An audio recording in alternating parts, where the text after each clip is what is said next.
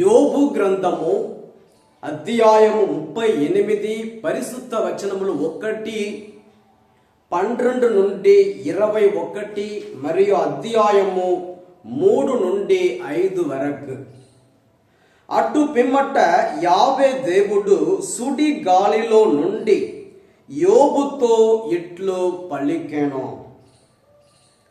యోబు, నీ వెన్నడైనను దినమును ఆజ్ఞాపించి అది వేకువను కొనివచ్చునట్లు చేయగలిగితివా?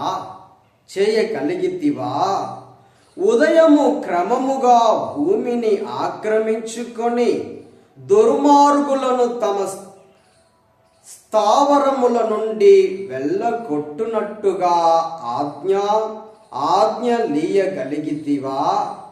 ఉదయము వెలుగొందగా మిట్ట పల్లములు బట్టలలోని మడతల వలె మట్టి మీద వేసిన ముద్ర వలె స్పష్టముగా కనిపించును.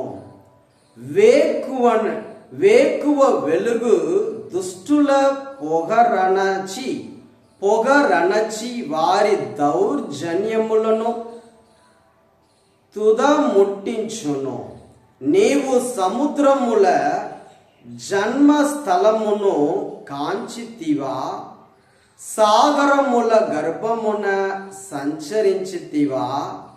మృతలోక ద్వారములను వీక్షించితివా? ఆ తమోలోక ద్వారమును కనుకొంటివా? ఈ లోకం ఎంత విశాలమైనదో నీకు తెలియునా? తెలియనేని నాకు జవాబు చెప్పుము. తేజస్సు నివాసమెక్కడున్నది? తమస్సు గృహమెక్కడున్నది? నీవు ఆ చీకటి వెలుగులను వాని గమ్యస్థానమునకు పంపగలవా?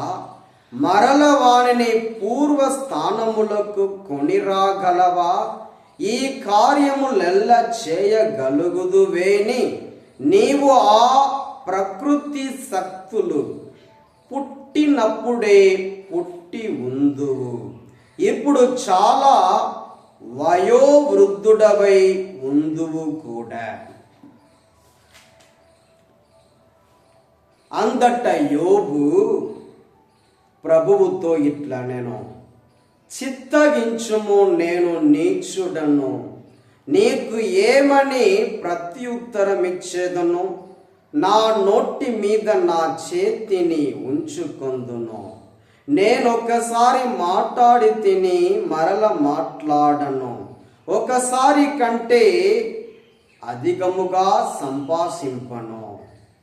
ఇది ప్రభువు వాక్కు. సర్వేశ్వరునికి వందనములు. లూకా సువార్త అధ్యాయము 10 పరిశుద్ధ వచనములు 13 నుండి 16 వరకు.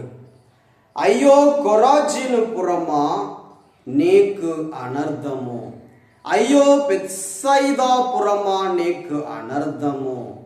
మీ మధ్య చేయబడిన అద్భుత కార్యములు తూరు సీదోను పట్టణములలో చేయబడిన ఎడల ఆ పట్టణ వాసులు ఎప్పుడూ పశ్చాత్తాపపడుచు గోనె పట్టలు ధరించి బూడిద పూసుకొని ఉండేది వారే.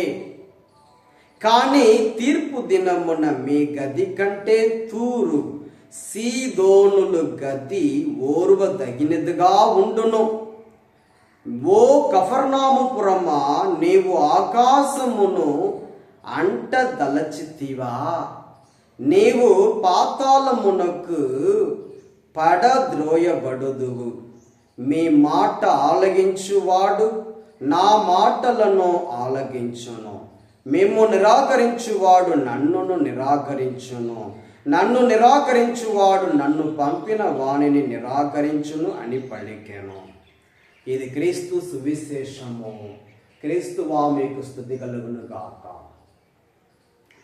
క్రీస్తు నాదునియందు ప్రియ సహోదరి సహోదరులారా, ఈరోజు సువిశేష పట్టణంలో యేసు ప్రభువు వార్నింగ్ వసగుతున్నారు.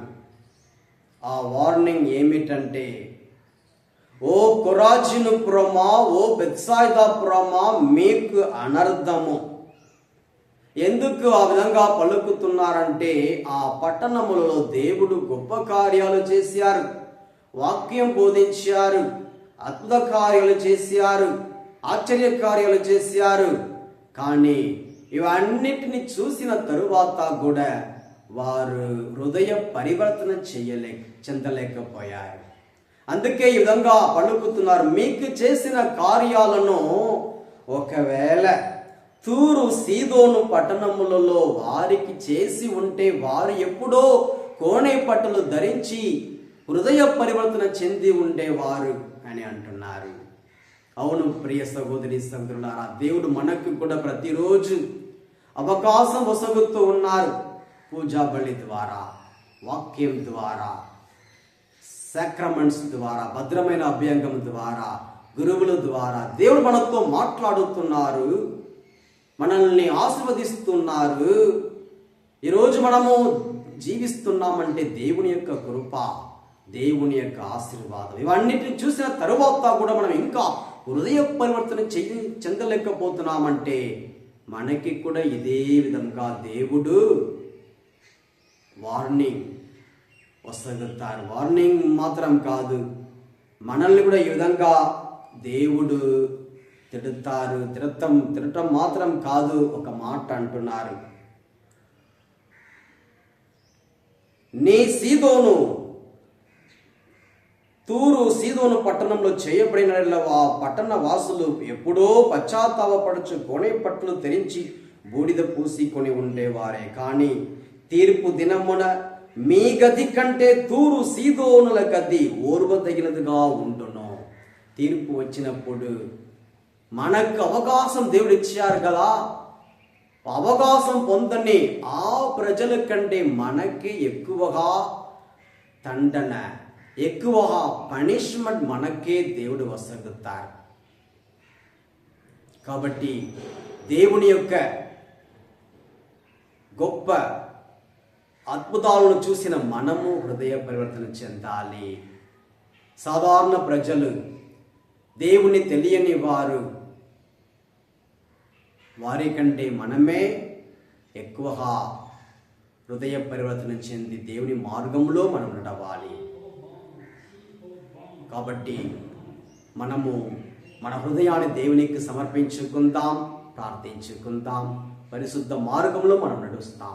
స్తోత్రం యేసయ్యా, పరిశుద్ధుడా మంచి కాపరి యేసయ్యా. ఈరోజు మొదటి పట్టణంలో యోబు ఏ విధంగా తన స్థితిని తెలుసుకొని ఆయన మౌనం వహించారు. మేము కూడా ప్రభువా మా స్థితిని తెలుసుకోవాలి, మా పరిస్థితిని తెలుసుకోవాలి, మేము ఎలా జీవిస్తున్నాం అనే విషయాన్ని మేము తెలుసుకొని మీ మార్గంలో నడిచే వాక్యం మాకు దయచేయండి, దీవించండి. మీ పవిత్రాత్మతో మమ్మల్ని నింపండి, ఆశీర్వదించండి.